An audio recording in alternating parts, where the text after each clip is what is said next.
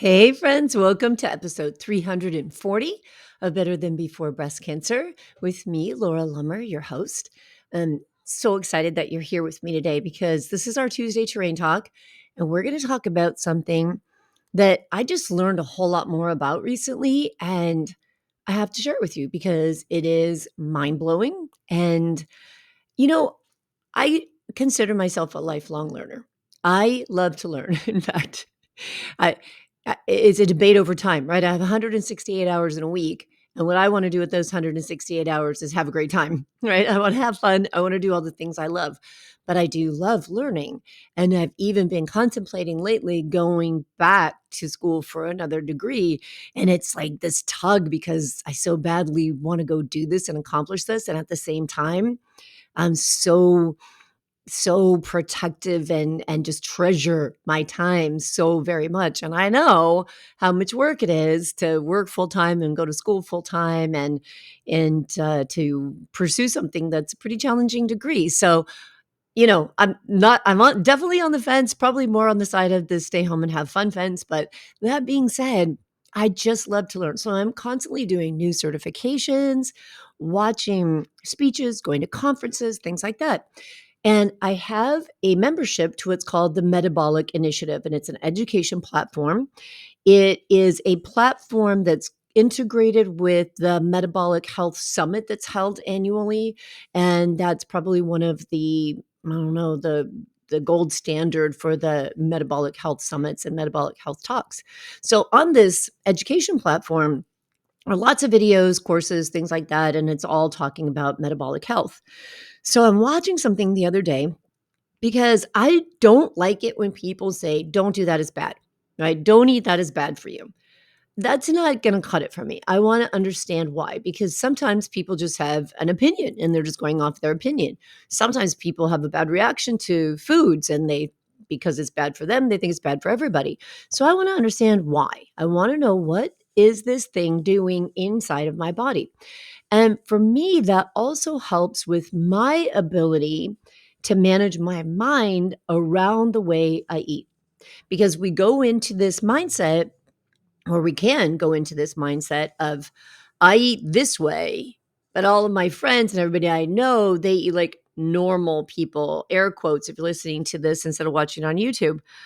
And normal people. So this has really shifted, as especially over the last few years as I've worked on my metabolic health and the metabolic studies that I do.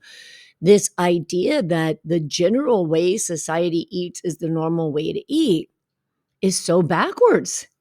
It's the absolute wrong way to eat. And we can see that, I think, by the reflection of all of the chronic disease that is happening in our society and the astronomical increase in cancer, and especially in the young population. It's one of the fastest growing populations of increasing with cancer diagnoses. And these are our children, our teenagers, our youth.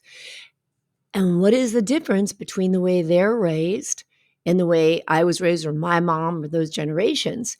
The difference is the freaking food they eat, right? All this processed food.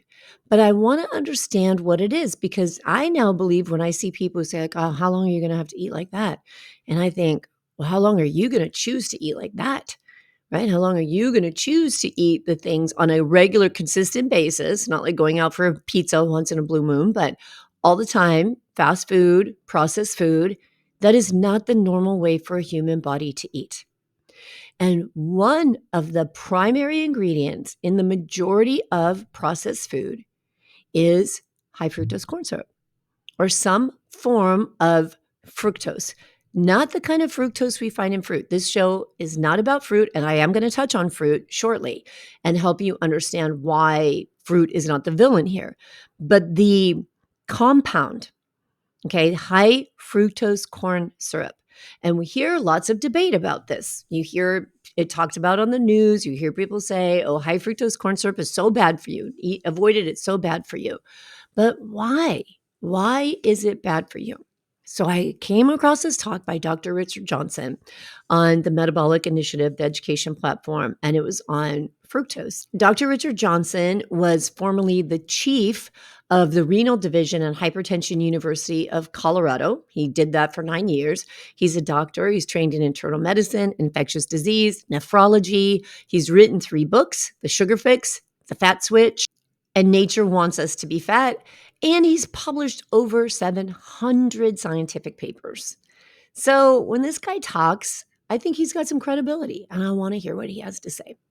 So I'm listening to this talk, and he's speaking about the effects of fructose on us. Now, let me put something into perspective, because you may think I don't eat a lot of processed food, or I don't go out to eat that much. Maybe you don't have a lot of fast food. But just to get an idea of how much high fructose corn syrup permeates the Western diet, and I talked a little bit about this on a show. I don't even know which episode it was. I'll have to look for it and link it into the show notes here. But it was on hyperpalatable foods and how the insane amount of sugars, salts, and different chemicals and flavors that are in them make our brain work differently than when we eat whole food. So let's just go back for a second, and I want to share with you for a little bit of a background, a foundation to this podcast. This article from 2019 from Northwestern University. So it said that scientists analyzed 230,156 products using this food classification called NOVA, which I actually talked about in that previous episode. And they found that 71% of products available to us as Americans to buy at our grocery store, like bread, salad dressings, snack foods, sweet foods, sugary drinks, that 71% of them were considered ultra processed. And among the top 25 manufactured by sales volume, 86% of those products were classified as ultra processed foods. So the top 25 foods sold in America, and this was 2020. So imagine how much that's even evolved more since then.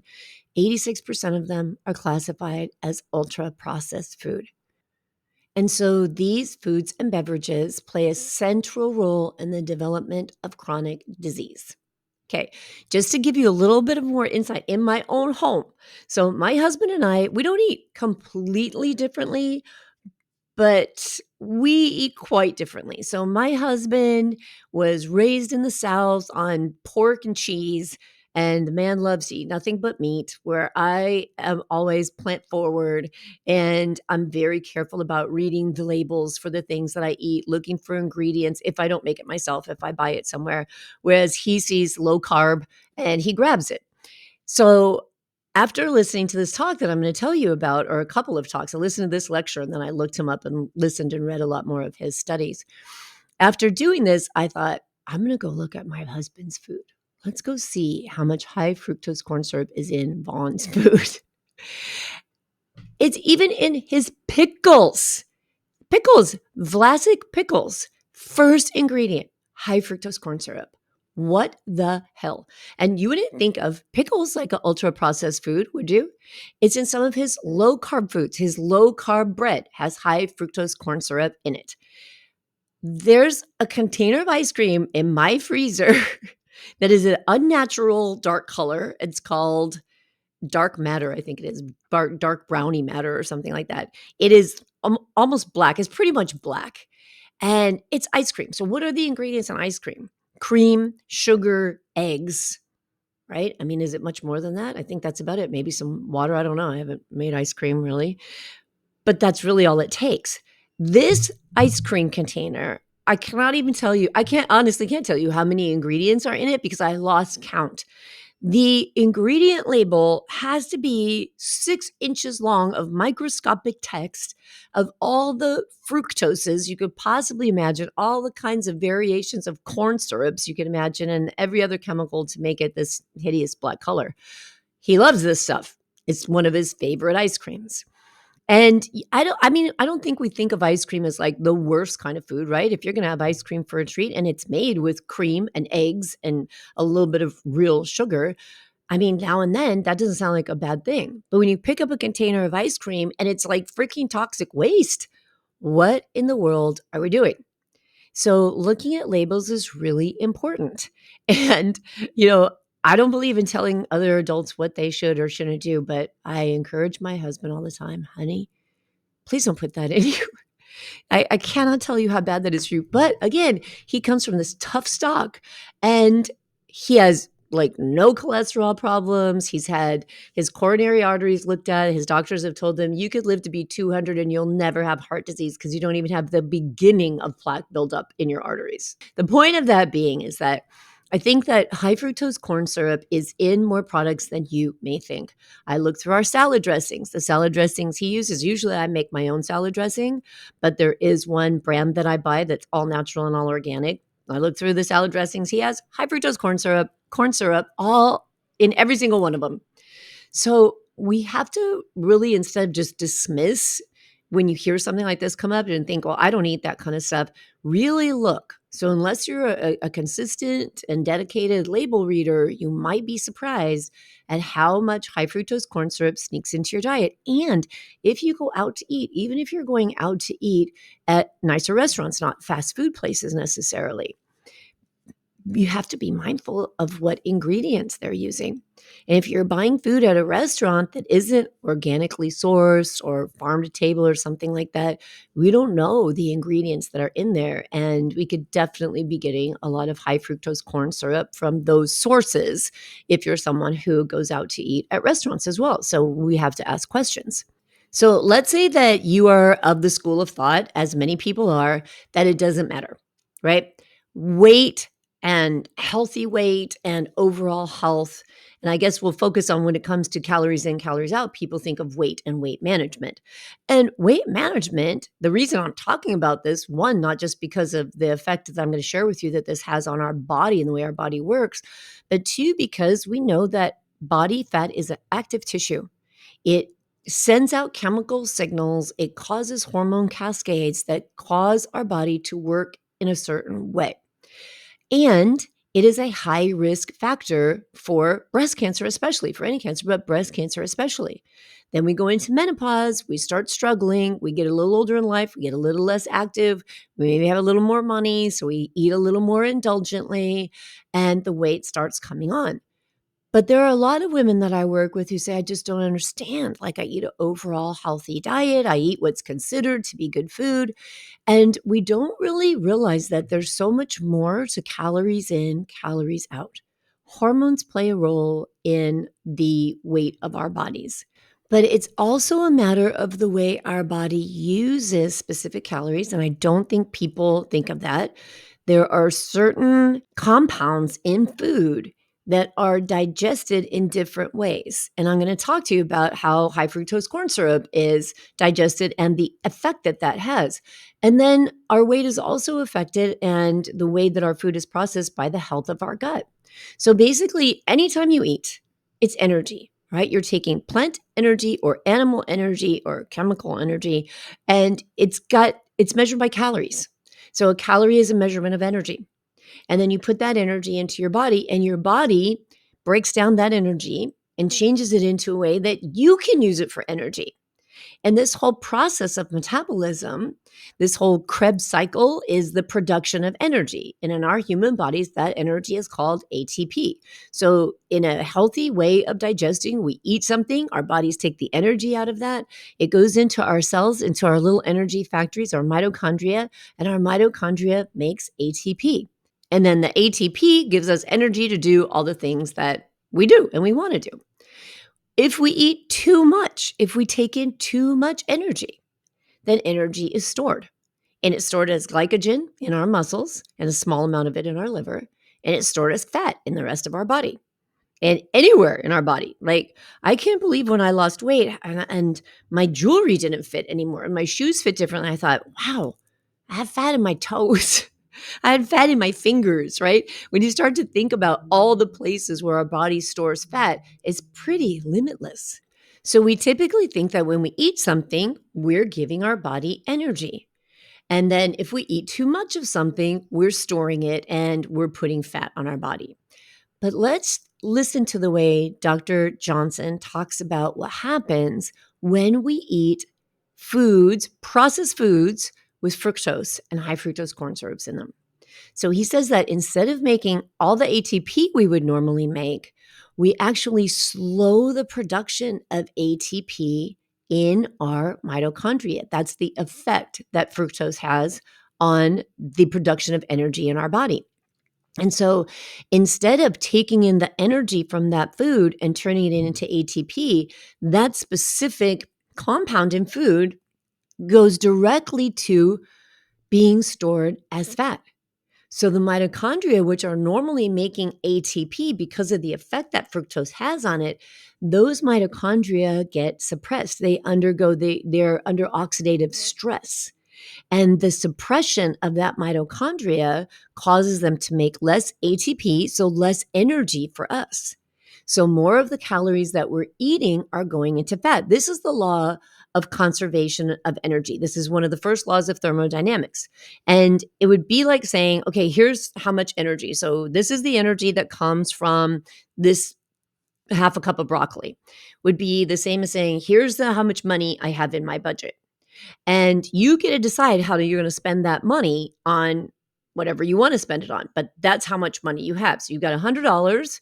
You can spend it going out to eat. You can spend it paying the electricity bill, but that's what you have, $100.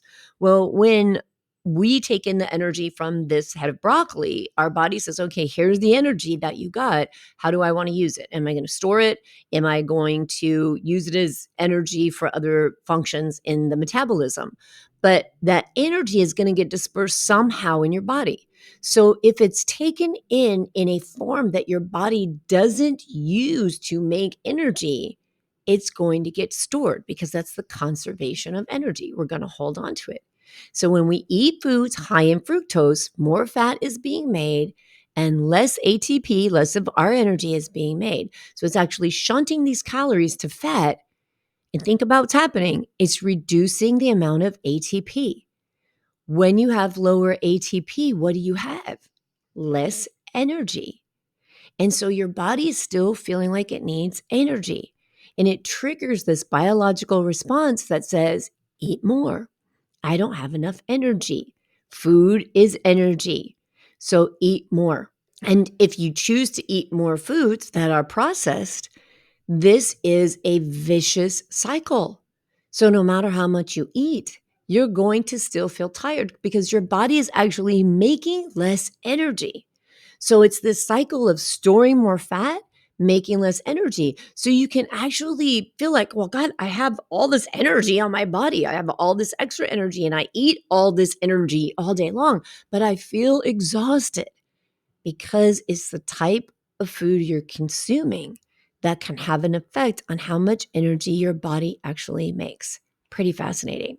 So the deal with fructose, so if you're eating regular table sugar is this bound together glucose and fructose, right? That's what makes sucrose, your regular table sugar.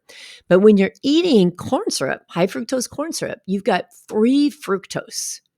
So it's all by itself. And instead of that 50-50 bond of glucose and fructose in your table sugar, you can have from 55% to 75% of just solid fructose, free fructose, and it's getting absorbed differently inside of your body. So I wanted to share this with you. This stuff is crazy. So I was reading this article published in 2020 by the University of California at San Diego Health. And it said that fructose is broken down in the human digestive tract by an enzyme called fructokinase. Now, fructokinase is produced by the liver and the gut. So they used some mouse models, they did some research with mice, and they found that excessive fructose metabolism in our intestinal cells reduced the production of proteins that maintained our gut barrier. So the health of our gut. Remember I said earlier, it's calories in, calories out, but it's also what we're able to absorb, the way our body uses those calories, and the health of our gut. So this consumption of high fructose corn syrup affected the intestinal cells, reduced protein that supported the gut barrier health. And this is that whole layer of cells, the epithelial cells, then they're covered with mucus and they prevent bacteria and microbial products from leaking out of our intestines and into our blood. So this article said, this is a quote, thus by deteriorating the barrier and increasing its permeability, its leakiness, Excessive fructose consumption can result in chronic inflammatory conditions called endotoxemia, which has been documented in both experimental animals and pediatric non-alcoholic fatty liver disease patients. Pediatric, these are children, and we're seeing more and more of this in our world with NAFLD, non-alcoholic fatty liver disease. And one of the authors in that study went on to say that NAFLD, non-alcoholic fatty liver disease, is the most common cause of chronic liver disease in the world today. And it can progress to more serious conditions like cirrhosis, liver cancer, liver failure, and death. And so when we're eating certain types of food compounds and our body is just saying, okay, I'm not going to use this food to make energy, I'm going to use it to store fat. One of the places fat gets stored is in our organs. So we used to hear about cirrhosis from people who had alcoholism, severe drinking habits. But now we're seeing this in so many people and in our children. And this is heartbreaking to me because I hear so often women who get a breast cancer diagnosis and they want to do something good for themselves and it's a lot of work. They've got to change their mindset. They're going to change the way they eat, change the way they think about food, but they don't want to change it for their family. They think it's okay if their family keeps eating that way. And little humans are just humans, and their human bodies are susceptible to the same shit we are as adult humans. So think about this: a rise in non-alcoholic fatty liver disease in children. We can do something about that. We can change that. So I found another article by Princeton University, and I'll link to all these articles in the show notes. You find at thebreastcancerrecoverycoach.com/340, or just scroll down where you're watching or listening to this podcast and you'll see the links there. But this article said, and this is a quote, "Some people have claimed that high fructose corn syrup is no different than other sweeteners when it comes to weight gain and obesity. But our results make it clear that this just isn't true." This is a quote from the psychology professor Bart Holbel at Princeton University. He specializes in neuroscience of appetite, weight, and sugar addiction. So he goes on to say, this is a quote, "When rats are drinking high fructose corn syrup at levels well below those in soda pop, they're becoming obese. Every single one across the board. Even when rats are fed a high-fat diet, you don't see this. They don't all gain extra weight," unquote. I think that's something to really chew on and think about for a while. 100% of the rats, the animals, fed this in lower doses than found in soda pop. And how much soda pop do Americans consume? According to worldpopulationreview.com, it says that the average American drinks 39.6 gallons. I can't even believe that, of soda every year. It equals about 480 cans of soda in 365 days. Holy mackerel. So you think you have a healthy diet? Do you drink soda?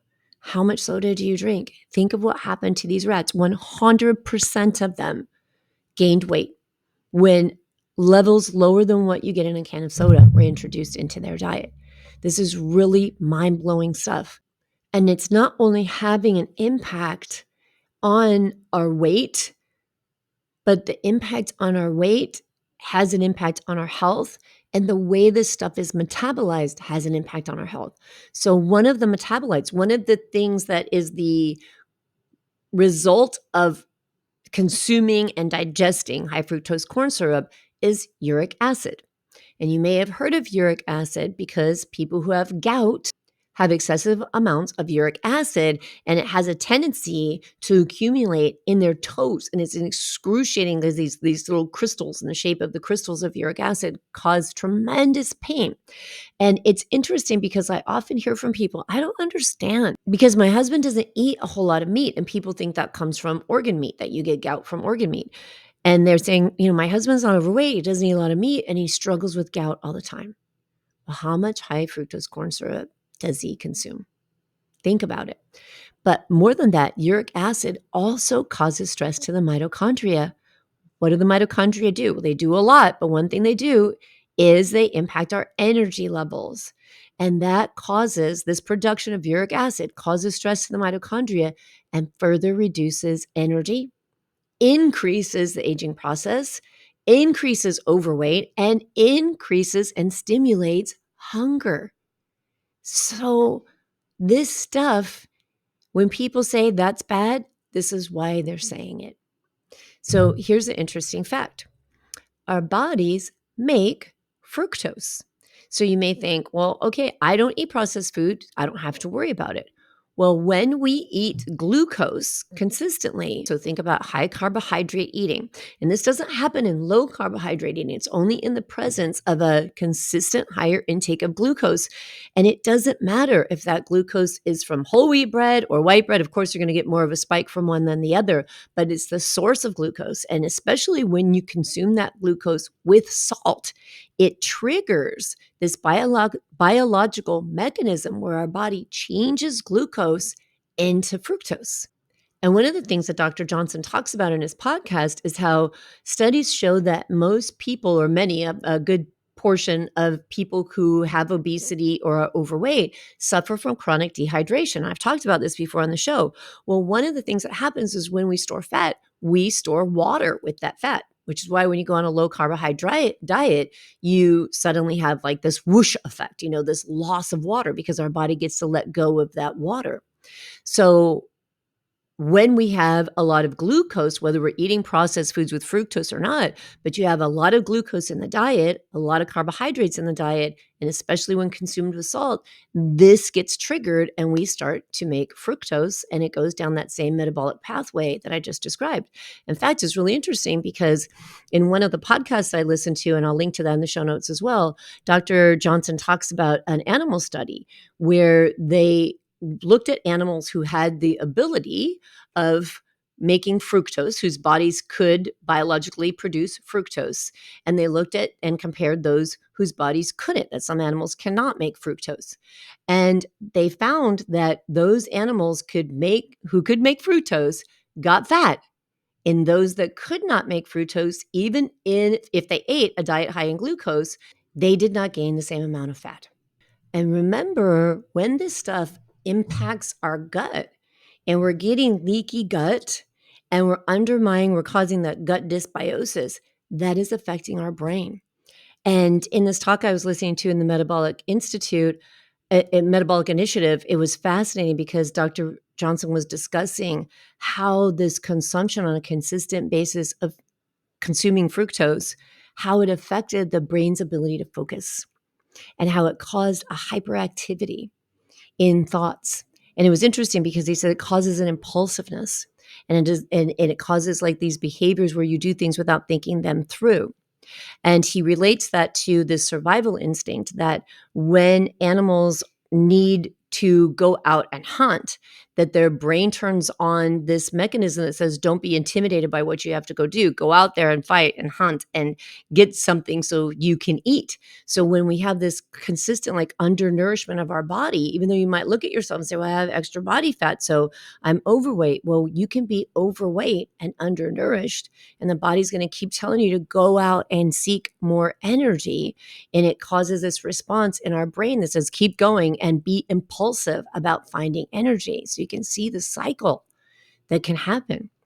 And the good news is that we can reverse that fructose restriction can reverse damaged mitochondria, and some studies show as early as 1 month. It can boost the regeneration of new mitochondria.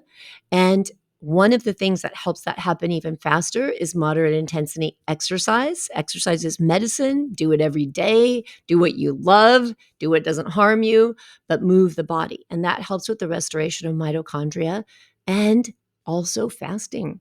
Fasting helps to clear all of the broken, dysfunctional things out of our body and restore them and make new, better functioning organelles inside of our cells. So I said earlier that fruit doesn't count, and I want to talk about that because people think they have to avoid fruit if they're going to avoid fructose. Well, most of fructose does the damage in the intestines, as I talked about. But the intestine also has Our intestines have a ability to block up to about 5 grams of fructose. So when you're eating fruit, it's going to have fructose in it. But that fructose is also going to be bound to things like fiber, and it's going to have water in it. It's going to have vitamins. It's going to have phytonutrients. And so it isn't the same as what we were discussing with processed foods, the free fructose. That is digested differently. So when we're taking it in a little bit at a time with other things that are healthy, and that doesn't mean like go get your soda and drink your soda in small sips at a time over the course of an hour and a half long lunch, right? We don't want to do that either. We want to avoid putting these things in, even fruit juice, because fruit juice is just this, especially when you go to the grocery store now, but fruit juice is just this fructose without the benefit of the fiber. So fruit itself, whole fruit, organic fruit, whenever you can, is a different animal than just consuming fructose corn syrup. So if we want to avoid that fat switch, we want to avoid having concentrations of sugar, and we want to avoid having high amounts of carbohydrates in the body, but especially high fructose corn syrup. So we can avoid turning on this dysfunctional way of our body metabolizing food and serve ourselves a whole lot better. All right, friends, if you need help with that, you know where to find me, the breastcancerrecoverycoach.com. You can join the Better Than Before Breast Cancer program anytime. It's always open for you. I'm always here to support you. And I also do private coaching. So you can find all the information either through the links where you're listening to or watching this podcast, or you can go to my website, the breastcancerrecoverycoach.com, and get the support you need. You're not crazy. You're not weak. You're not broken. You don't have no willpower. That was a weird way to say that, and food does not own you, right? There are things that are put in our food that changes the way our body and our brain works, but we can reverse that. And I want that for you. All right, friends, I'll talk to you again soon. Take care.